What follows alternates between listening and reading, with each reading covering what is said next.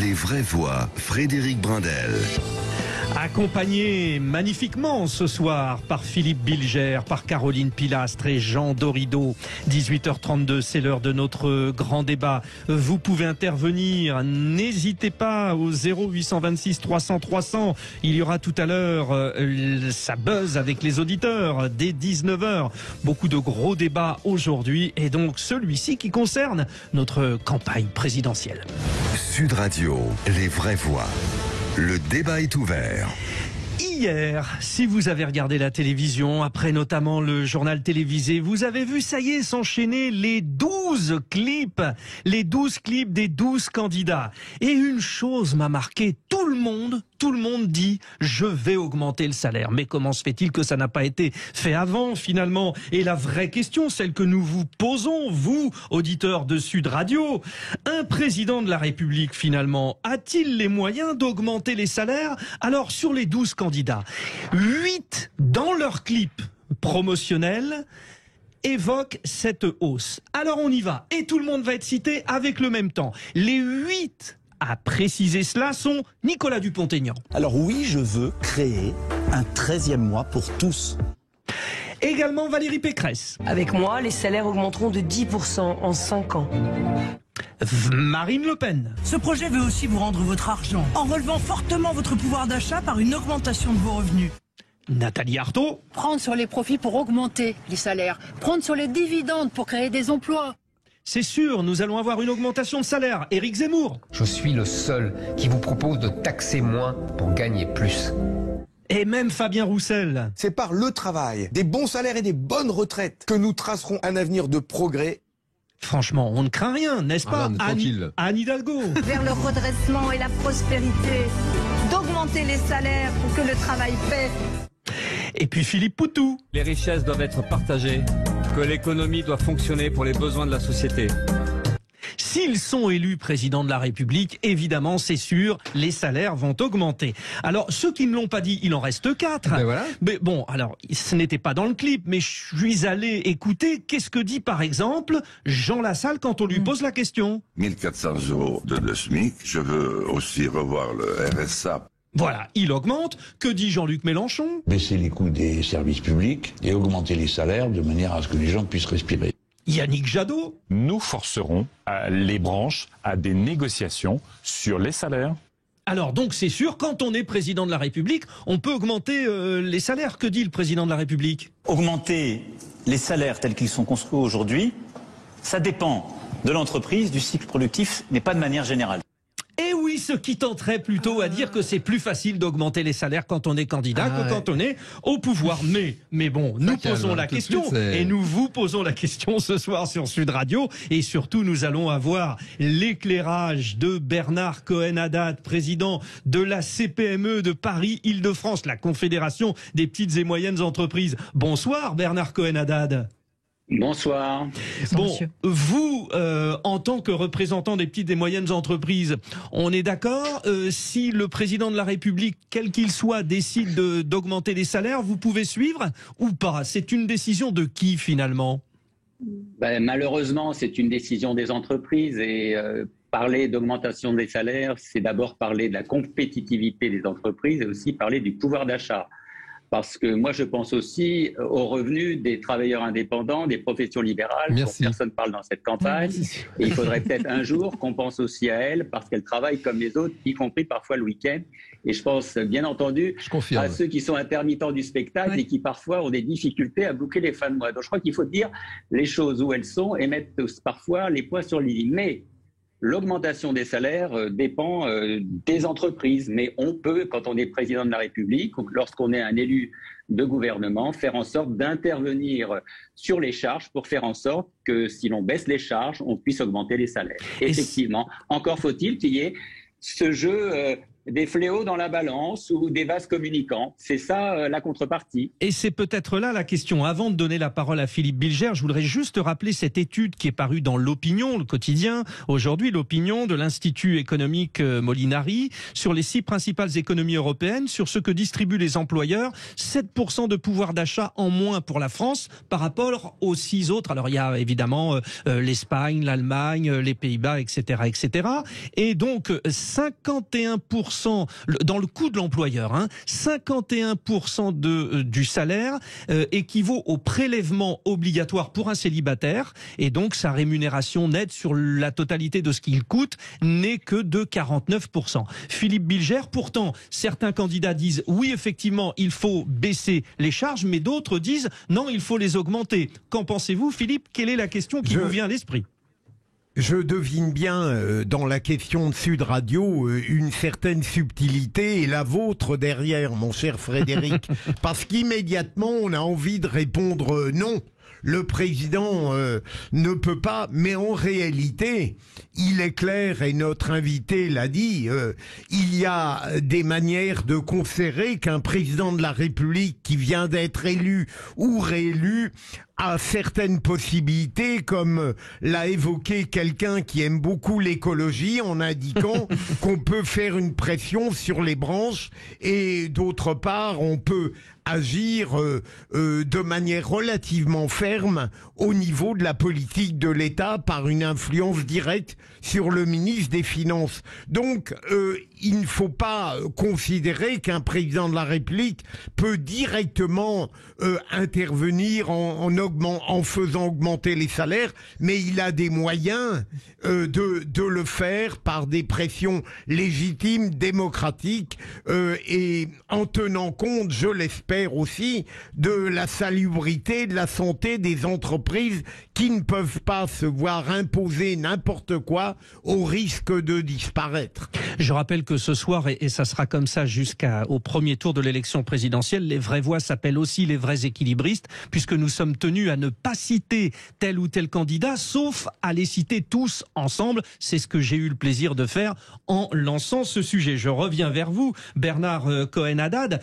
Finalement, ce curseur, avec plus ou moins de fiscalité, effectivement, ça peut s'appliquer. Ceux qui ont les moyens, les grosses entreprises qui font des gros profits, peuvent éventuellement s'adapter à un peu plus de pression fiscale. En revanche, vous nous confirmez que les petites et moyennes entreprises, dans ce cas de figure-là, ne peuvent pas suivre. Oui, et puis je crois aussi qu'il faut dire que le problème des fins de mois existe auprès de nos salariés, nos collaborateurs, et ça, c'est pas quelque chose qu'on peut prendre à la légère. Il y a une vraie difficulté aujourd'hui, compte tenu de la crise et surtout la crise ukrainienne, d'augmentation du coût des matières premières, d'augmentation du coût d'essence, et donc, bien entendu, le problème du pouvoir d'achat est là. Toutes nos entreprises qui ont des difficultés ne peuvent pas augmenter les salaires. C'est parfois une condition de survie. Mais il y a comme a dit Philippe Bilger, il y a aussi des capacités d'intervenir au niveau de l'État. On peut intervenir sur la baisse des charges sociales, on peut intervenir sur la défiscalisation des heures supplémentaires, on peut aussi intervenir sur le fait de la pérennisation de cette fameuse prise exceptionnelle pour le pouvoir d'achat, ce qu'on a appelé la prime, ça commence par un M et finit par un N. Donc vous voyez ce que je veux dire. Donc ça fait bravo, partie, vous êtes aussi un équilibriste. Pour ne pas citer tous les candidats et donc faire en sorte qu'on ait une capacité. Et puis il y a aussi une injustice, moi je crois, c'est qu'aujourd'hui on a tendance à ne pas encourager les dispositifs d'intéressement, de financement de la participation. Je crois que ça fait partie des beaux projets. Alors là, je peux citer le général de Gaulle de 1967. C'était des projets qui permettaient de réinvestir et de donner aux salariés quand participaient aux bénéfices de l'entreprise.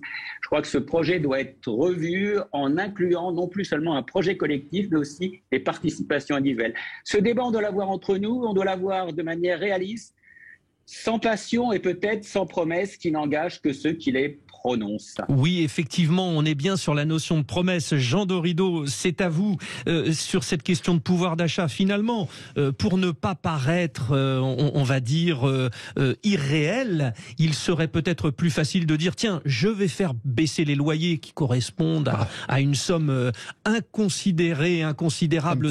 Premier poste budgétaire des Français. Voilà, plutôt que dire on augmente les salaires, ça peut. Mais alors complètement, c'est effectivement, je vous rejoins Frédéric, je rejoins ce qu'a dit monsieur Bernard Cohen-Haddad, c'est-à-dire que le souci n'est pas tant le salaire que le pouvoir d'achat. En fin de compte, si on augmente les salaires de 10% et que le carburant, par exemple, augmente de 20%, ça sert à rien, tout le monde perd de l'argent. Et c'est cette question du pouvoir d'achat qui est essentielle, d'autant plus essentielle que sur la question des salaires, la notion même de salaire, elle est en train de disparaître. En fin de compte, regardez tous ces travailleurs précaires qui bossent pour les Deliveroo, les Uber Eats et compagnie. On retourne au 19e siècle avec des personnes payées à la tâche.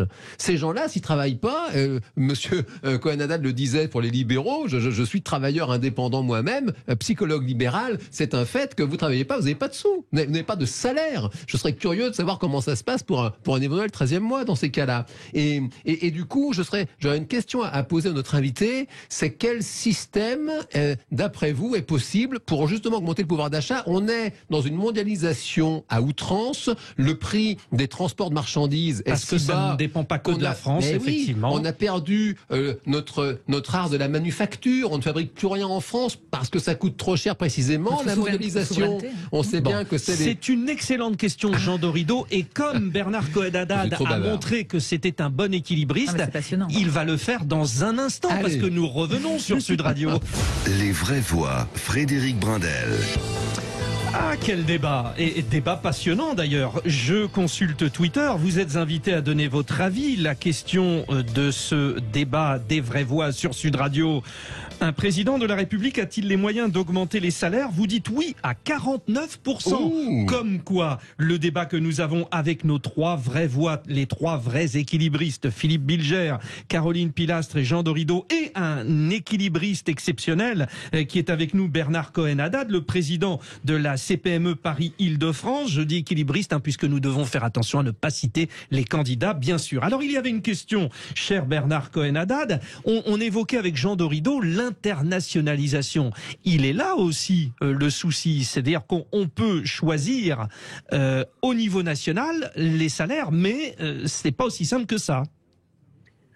On a un problème avec l'internationalisation, c'est le coût du travail en France qui est beaucoup plus cher que le coût du travail dans d'autres pays, y compris dans les pays européens, ce qui nous permet d'être de mauvais élèves. Je vous rappelle qu'on a depuis 15 ans une balance du commerce extérieur qui est déficitaire, ce qui veut dire qu'on importe plus de produits finis qu'on en exporte. Et donc forcément, ce que l'on achète, on l'achète pour des choses qui sont fabriquées à l'étranger et ça a un coût. Donc si demain on augmentait les salaires, forcément les prix qui sont aujourd'hui plus hauts feraient en sorte qu'on serait à équilibre constant et ça augmenterait l'inflation.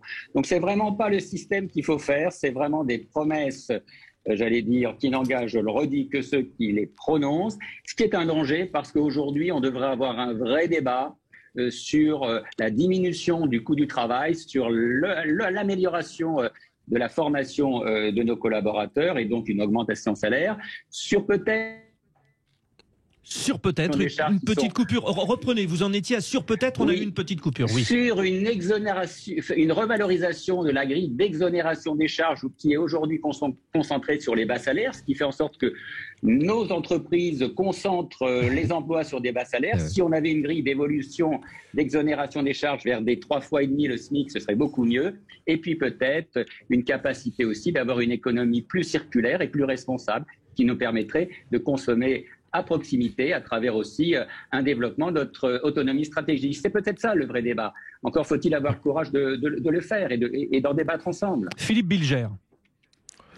Mon cher Frédéric, je vais vous étonner, je n'ai rien de plus à ajouter à cette intervention de notre invité. Vous m'étonnez. Non pas que je sois aussi vigilant sur les horaires que vous, mais tout simplement, je ne vois pas de nécessité artificiellement de poser des questions quand la vérité a été dite. Ah oui, mais en cela, vous avez fait un non-dit qui était évocateur et qui parlait.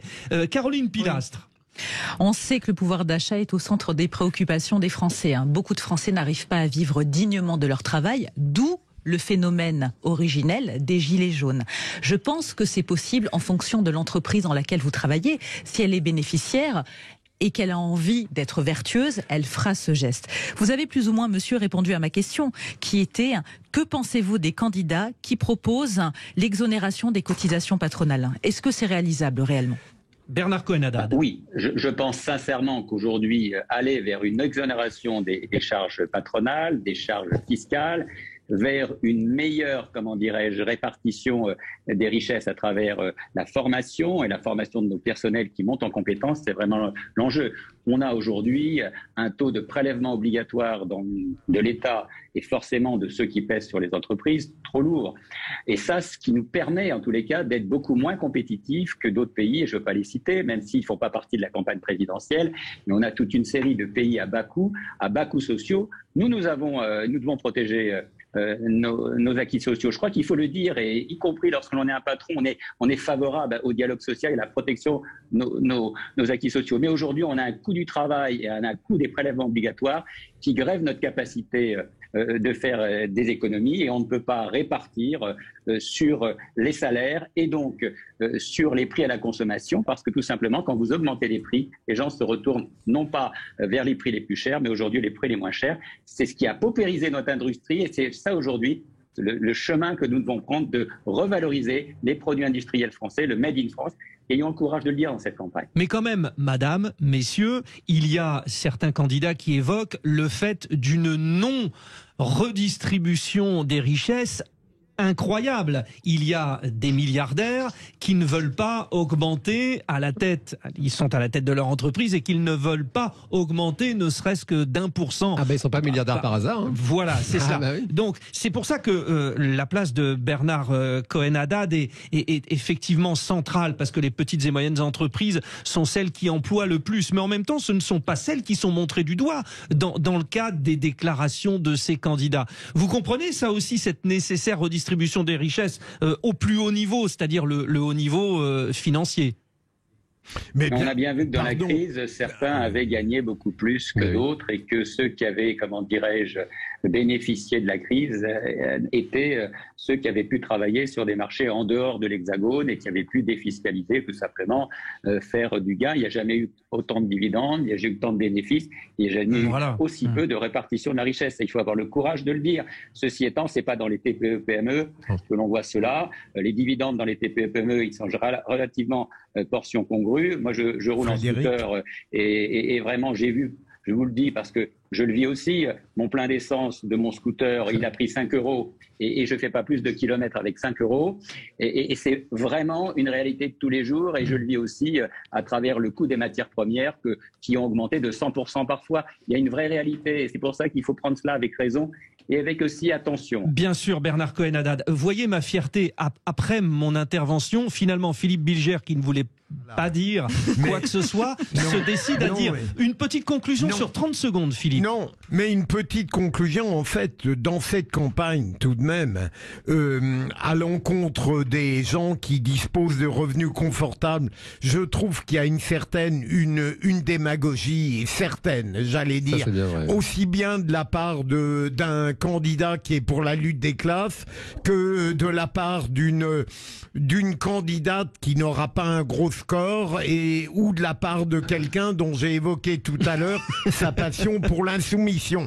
Le tout, vous voyez, en ne citant personne. Il y a tout de même une démagogie, qui est assez effrayante. Le temps, non, c'est fini. Je sais, c'est passionnant, et vous l'êtes aussi lorsque vous intervenez, mais nous sommes tenus par le temps. Bernard Cohen-Haddad, vous étiez sur Sud Radio avec nous. Merci. Vous êtes le président de la Confédération des petites et moyennes entreprises. Merci pour votre point de vue dans ce débat, où pour l'instant, dans cette consultation, vous, auditeurs de Sud Radio, vous avez dit qu'à 59% quand même, le président pouvait agir sur les salaires.